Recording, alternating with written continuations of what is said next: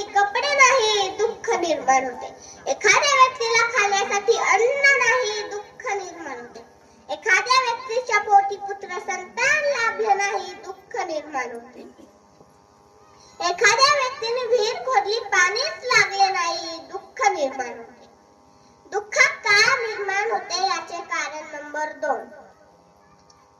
काही गोष्टी आपल्या मनासारख्या होत नाही म्हणून दुःख निर्माण होते.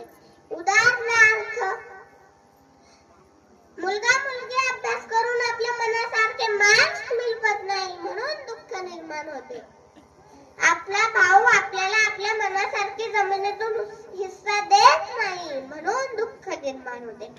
नोकरी करताना आपला बॉस आपल्याला आपल्या मनासारखी वागणूक देत नाही म्हणून दुःख निर्माण होते.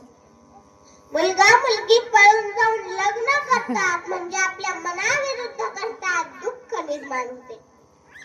आपली स्वतःची बायको आपलं स्वतःच काहीच ऐकत नाही म्हणून दुःख निर्माण होते.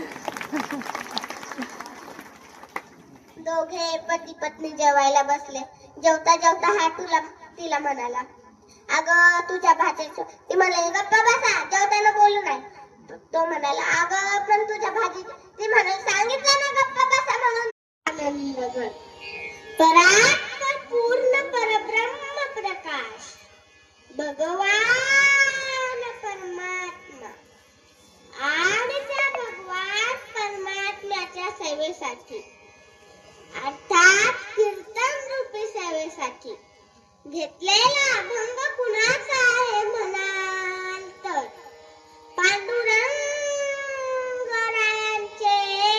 कनिष्ठ भक्त, आळंदी पंढरीची वारी करणारे महान वारकरी संत, श्री क्षेत्र देहू निवासी श्रीमंत संत जगद्गुरु जगद्वंदनीय तुकोबाराय यांचा हा अभंग आहे. अभंग संत तुकाराम महाराजांचा व प्रसंग अखंड हरिनाम सप्ताहाचा आहे.